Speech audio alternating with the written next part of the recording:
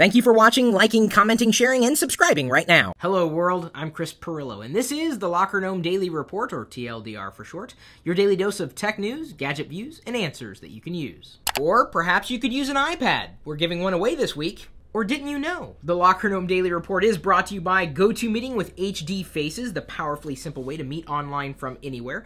With GoToMeeting, you can share your screen and collaborate on files and programs with your team, all while seeing each other in HD video. Easily launch or join a meeting using your computer, phone, or tablet, even present from your iPad. So I use GoToMeeting to collaborate with people without having to leave the house. I like that.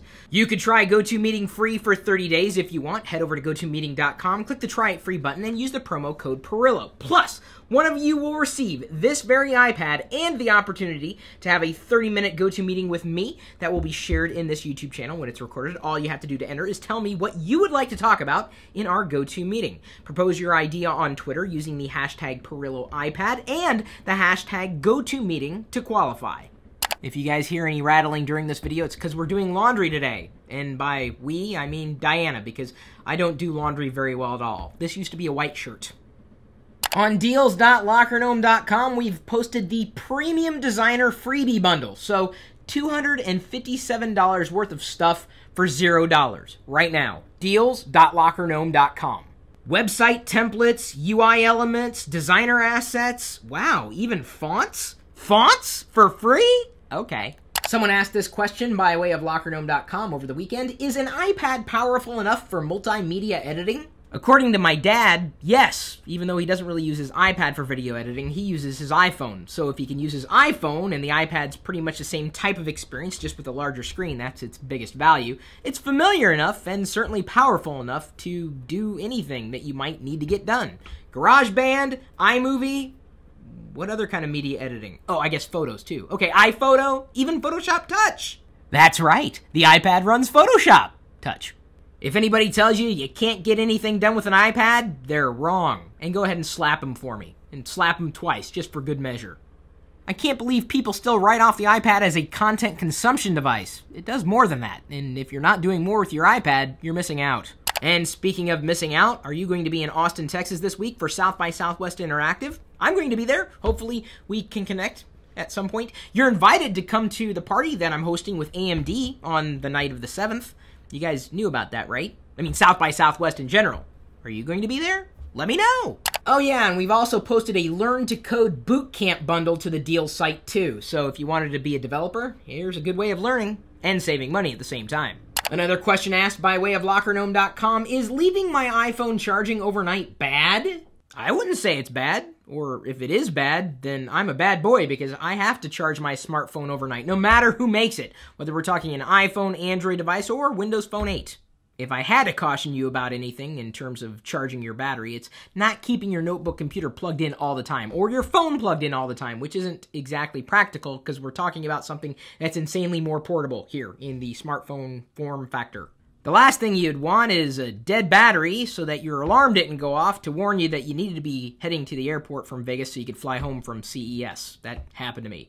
Charge your smartphone overnight!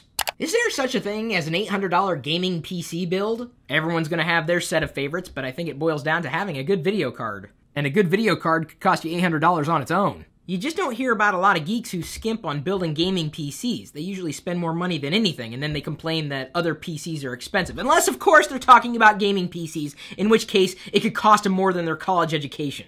The good news is, there are plenty of good gaming PC options for under $1,000. knightjp asks, BlackBerry Z10 or iPhone 5? I haven't touched a BlackBerry Z10 yet, but I gotta tell you, a lot of experiences that have been coming back from people, even with software updates, have been complaints. I mean, a lot of the apps available for the BlackBerry 10 platform have been ports from Android. And I don't know if you caught this news either, but Netflix doesn't have any plans for developing for the BlackBerry 10 platform either. So if you want a lot of applications that are built natively for the platform, you're probably going to want an iPhone 5. If you like a phone that feels more like a beta product, kind of rough around the edges and may not have much of a future, go with a BlackBerry 10. That is, a BlackBerry 10 device. And I'm not trying to slam anybody who chooses BlackBerry as a platform. I'm just saying that the uptake's probably not going to be all that strong. trueb asks, can an employer legally take a cell phone from you during working hours? Yeah, because it's private property. It's their company. They can decide what you can and cannot do there on the job. Now, if anything, they should be offering you some kind of secure locker if they intend on taking your cell phone from you when you enter the building. I just don't think there's any legalities around it other than they can do what they want. Burge asks, should I buy a MacBook in May or wait for WWDC? Well, if you can wait till May, you might as well wait till WWDC. If anything, I would buy a new Mac right when they release or refresh a line that you're looking into. That's a safe bet.